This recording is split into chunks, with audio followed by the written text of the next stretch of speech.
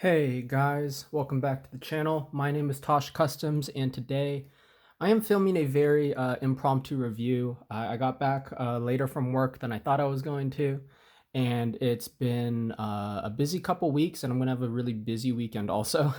So I'm squeezing this in. It's pretty late at night right now, but I said I was gonna get a review out to you guys, and I know I promised a second one in another post, but for the time being, with the time I have, this is the best I got.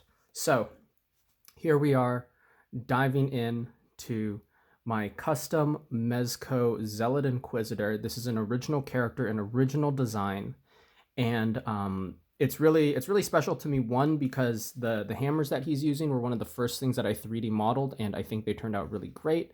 And then secondly, this guy was done completely out of I guess sort of scavenged parts. All the stuff that I used for him was just sort of loose sitting around. And it's because I wanted to sort of challenge myself. And originally, I had a couple different themes playing on before I sort of landed on this. And so I'll take you guys through my thought process as we go along. For the sake of this review, for the time, I'm going to take the hammers out of the hands. I'm going to pop that hand off to grab that hammer out. And so let's dive right into it. If you guys saw my post last week, I was talking about how this guy used, I think I said 6 or 7 different figures for all the external parts, and for the frame he used 3. And so I'm going to break that down real quick. So internally, the shoulders, upper arms, main torso, and upper legs are from the arrow, or like red arrow, green arrow, arsenal green arrow bodies. And so the upper portion, sort of like main portion, is our lower arms, including our biceps. So shoulders are arrow, but our biceps are also arrow. Sorry. Then our forearms, elbow, and wrist joint are from Mezco Gomez, or from the Black Skull figures. It's all the same type of parts there. And then when you come to the lower legs here, from the knee down, this is Mezco Netflix Daredevil with Daredevil boots. And then, but replacing the bottom of the boot is Ascending Knight boots instead. So we have that. In terms of cloth parts and how I put this costume together, I have a chain that I made out of some spare parts of a necklace, and I just clamped together with the clasp right there, that thick clasp. So I'll rotate that back around the neck. Our hood is from Kylo Ren. I think it was the Force Awakens Kylo Ren movie. He's the movie figure from Black Series. It's the only Kylo Ren, I think, that uses cloth on the figure. And so as you know, I've been cutting his cloak apart for like years now, but I finally used the hood as well as most of my remaining fabric to make his hood, his upper cloak piece here, this tattered cloak that comes off the back, as well as a part of the front part of his chest plate here, and the wraps on his upper arms that go, or sort of like biceps that go into his forearms, just sort of that elbow area right there. We have elastic bands crossing the chest to make sort of this padded vest type look. It's a little bit reminiscent of sort of like those early Winter Soldier designs with the vest and the buttons across on the side. And although it looks a little bit Winter Soldier-esque, I was actually pulling inspiration more from Amon from Legend of Korra. I think his design is really cool. It's a really nice way to sort of take some classic Japanese themes and colors and elements and take it into that turn of the century modern look that Korra has, sort of that 1920s, 30s classic feel. And so I was inspired by that vest, and so I made this out of elastic. And these buttons are from the Nosferatu figure. These are all pulled off of these are cut and smoothed from the buttons of these clasps on Nosferatu's jacket. So we have that there. This undersuit here is from the BVS Batman. It's the BVS, or the not armored Batman, tactical Batman. So I guess Justice League tactical Batman suit. And so that is covering the Green Arrow Arsenal body, and it's going down to the sleeves right down here. So it's cut, and then it's obviously cut and glued down at the waist as well. You can also see that we have some faux leather binding up the torso and wrapping around the torso there. And that gives a nice gloss sheen, and that breaks up sort of the other matte black elements. And so you're getting different colors and different textures. As you can see, we have the texture from this Batman suit. We have this leather texture. We have the texture of this fabric, more of like these wide open, like pockmark holes from the Kylo Ren, as well as these thinner lines that we're getting running across from the elastic bands. Coming down to the belt here, this belt is from the G.I. Joe Classified Snake Eyes. I just popped it off, slipped it on, simple as that. And obviously it's been repainted, so to go with the rest of our gold in our suit, we have a gold buckle here, as well as gunmetal, or gold belt buckle, I should say, with gunmetal clasps, as well as leather brown pouches with some more gunmetal button detailing. While we have this metal necklace up front, I don't know if I said it earlier, but my inspiration was prayer beads.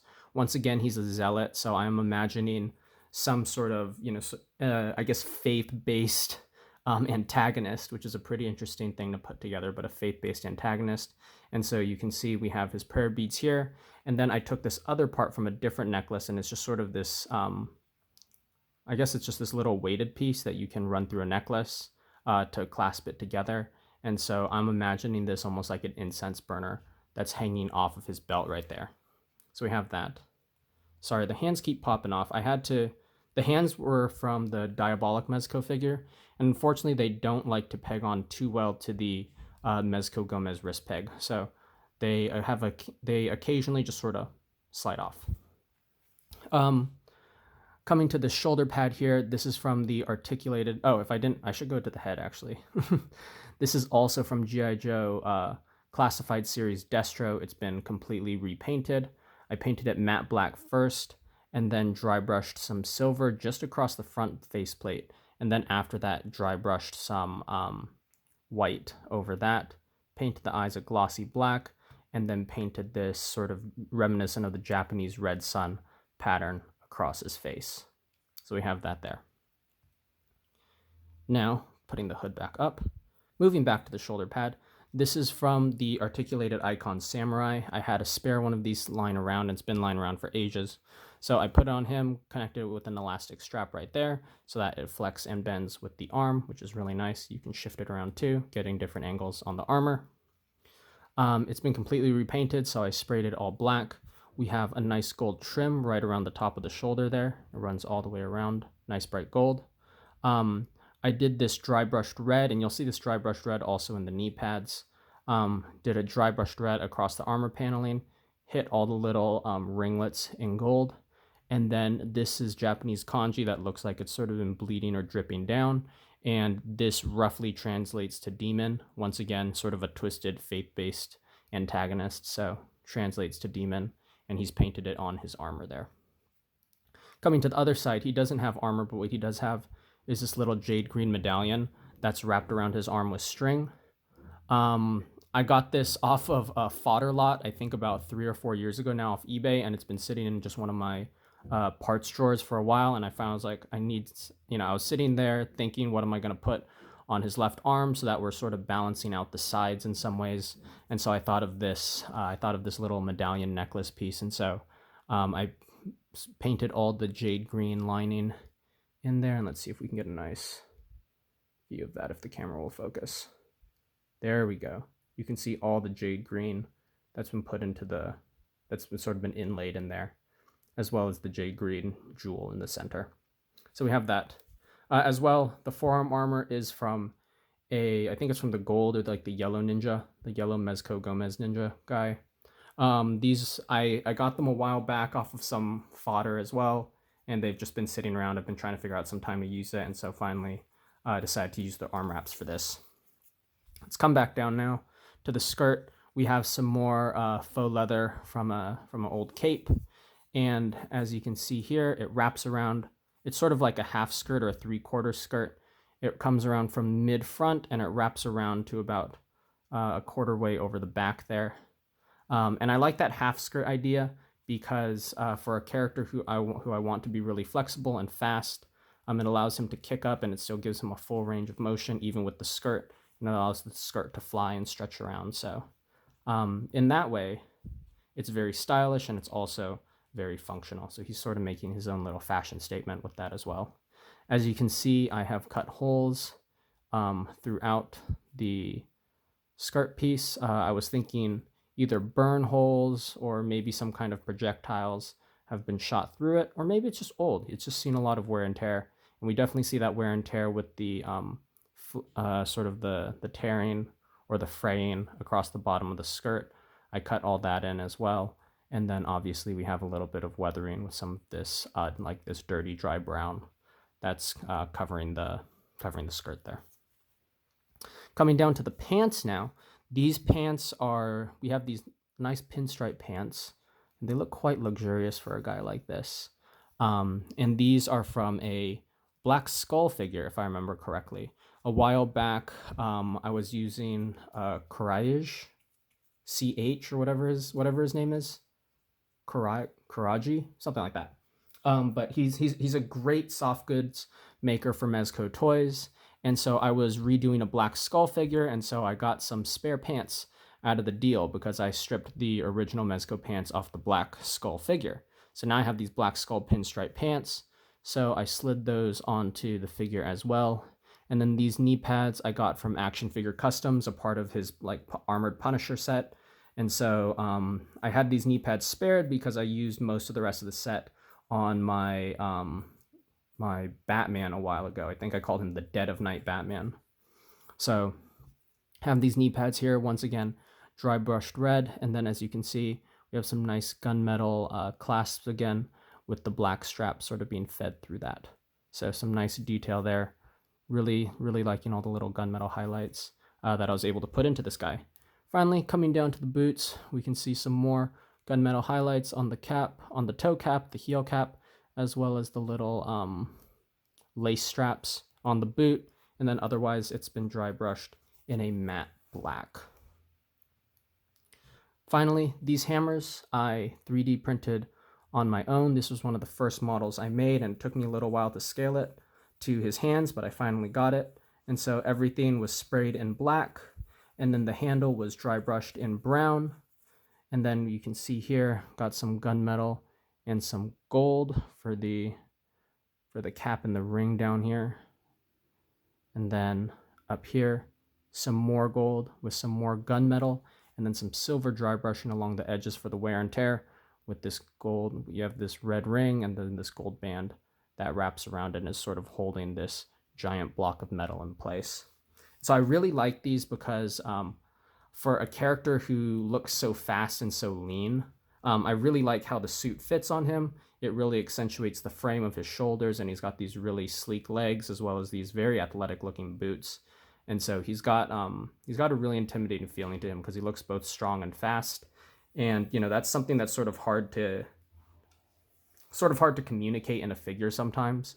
You know, how do you make a guy look muscular but still looks like he can run a 6-minute mile or something like that? And so that was, you know, it was a good combination of parts for the inner frame to have a wider chest and shoulders, coming down to slightly slimmer legs, while obviously still being proportional, and the pants do help a lot with that. And even the bagginess of the pants, you can tell that he has thinner legs. And that's something that's even communicated, because very clearly this is very skin-tight suit. He's filling it out a lot.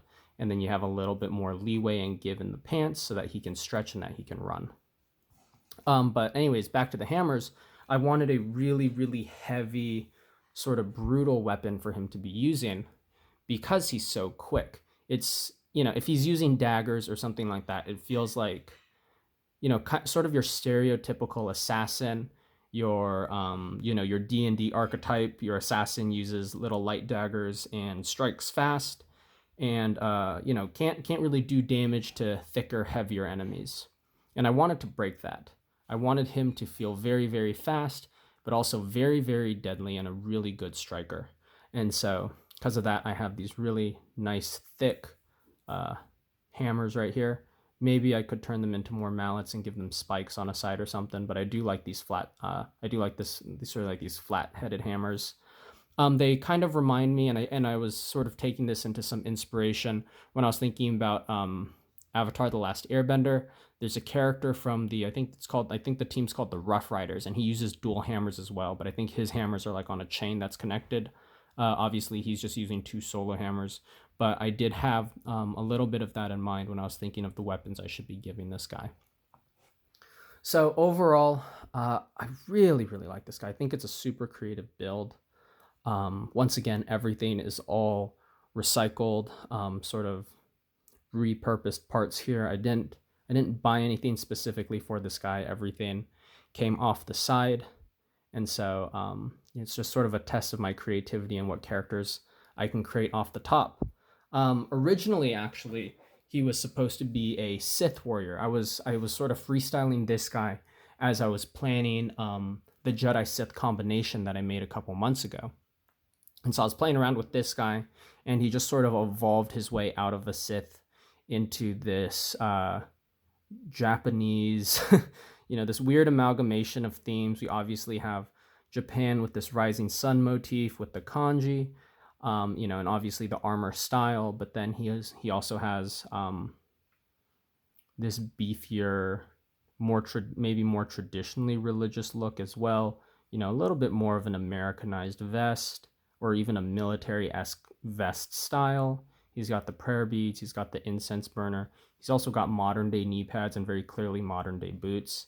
So I don't know what era or universe he falls in, but I think the design came out very cohesively, and definitely a good display of mixing up patterns right here. Obviously, it's going to be hard for some people to remake this guy or even take inspiration from him because he uses such a wide range of parts. But if anything, encouragement to other artists, therefore, that you can really create anything out of anything if you, really, really focus up enough, and if you sort of stretch yourself. I think I spent the first night I was working on him, I think I sat for about 3 hours messing around with parts, just trying to find the right combination, just sort of layering fabrics and seeing what I felt would really work for this guy. And so, definitely a test of creativity and a test of, ingenuity and recycling other stuff that I had and repurposing it. But I want to talk about the patterns real quick. I harp a lot about the materials you use, and if you've seen my videos before, you know that. But I feel like this is another prime example of that. We have our hard plastic here with our textured hard plastic, and then you come to the pants, and although they're black, you can see that pinstripe pattern through it, and if I bring it closer, that'll come out even clearer. You can see those stripes all the way through the pants, and that's good because even though it's black, you're still getting that visual diversity, and even though the camera doesn't pick it up all too well sometimes, the eye definitely does when you have it in hand, and so you have a switch of the pattern right here. Obviously, we're dealing with a little bit more of a semi-gloss black here on the knee pads against this red, and so against the gunmetal, and so you're using this knee pad and even in the black to mix up your textures and your colors of shades. So we have 3 different, sort of types of black, or really maybe types of dark gray running through here. Coming up to the belt then, the belt and the skirt, we have this really bright, shiny faux leather, and we also have this matte brown, and so the matte brown is creating that cut. And so visually we're differentiating right here. This is where the skirt starts. And at the same time, then we're getting a new texture of black as well as a new sheen or finish of black. Coming to the belt, once again, we're using texture off that Snake Eyes belt to break up the, the matte black plastic or the rest of possibly the matte black colors up here. Gold, gunmetal, brown to help create that differentiation. But this pattern, if none of this was painted, this pattern would still be enough. Coming up at the top here, texture of Kylo Ren's, vest, or what I've repurposed of his cape into a vest. We have the lines running across like I talked about earlier with the elastic as well, once again, with that gloss and that texture of the faux leather. Coming to the arms here, we have that texture again from Kylo Ren, and it binds around to a smoother black piece right at the forearms, as well as all the texture we get in this padded armor piece up there. And so really using all the different components, all the different textures to play off of each other and create a really, really unique figure in my opinion. I'm proud of this guy. I had a couple people, quite a few actually, ask if I was going to be selling him. Once again, at least as of the filming and posting of this video, I don't feel like parting with him. This to me just means a lot because, you know, in some ways as an artist, I feel like, you know, buying parts is obviously something you need to do. We can't fabricate everything ourselves, but to create a full custom figure out of fodder and to really, you know, I felt like I really stretched myself with this guy. And so he does mean a lot on the shelf and in the collection for me. So yeah, I hope you guys enjoyed. I hope you guys, you know, maybe pulled something out of this video that was cool, or maybe something that you learned about textures or about paint. I know I've sort of left the realm of talking about how I paint things and stuff like that. I don't know if you guys want tutorials, but maybe at some point I'll do more of those paint with me style videos on Instagram, or I can diversify the content I put here on YouTube. You know, now that I'm graduated, my life has both become busier and also more open, just in different ways. And so I'm trying to figure out the future of Tosh, what commissions look like, what business looks like, and how I can continue to stretch myself as an artist and also bring you guys the best content that's representative of me, I guess, on my artistic journey. You know, when I first started, I was just doing Marvel Legends. And then, you know, I started jumping to, you know, seamless joints in Marvel Legends, and then, you know, more and more detailed sculpting, and then sort of got into the fabric work a little bit. And while I'm not like a seamster or I guess seamstress is the female, so seamster, by any means, you know, I've expanded into cloth and soft goods, as well as now I'm sort of dipping my toes into 3D printing. And so just trying to find ways to bring you guys along on that journey as I continue to grow and develop and evolve, because I have so much I still need to learn about this hobby, about the different elements of this craft in general. And so, yeah, hopefully I can continue to bring you guys exciting stuff. And I'm sorry for kind of being a little AFK and my page being a little bit dead recently. It's been busy, and as I said at the beginning of this video, it's going to be a little bit busy this weekend as well, so I'm not going to get as much content out to you guys as I would like. But I appreciate all of your support. I appreciate all your well wishes, and I appreciate everyone who I've done business with or who's messaged me and just sent me an encouraging word over, you know, all these years. This is all sort of stuff that I would say when I come around to the Tosh anniversary, but I feel like I should, you know, always communicate those things. You guys are just such an incredible community around me, and I'm so proud and honored to be a part of it. And so thank you guys for continuing to journey with me, and I can't wait to see what the future has next. So once again, sorry for a little bit of the no posts on Instagram, but I'll be getting back to you guys soon. So I hope you guys enjoyed this little bit of a shorter video, but I hope it was exciting nonetheless. So until next time, I will catch you all later.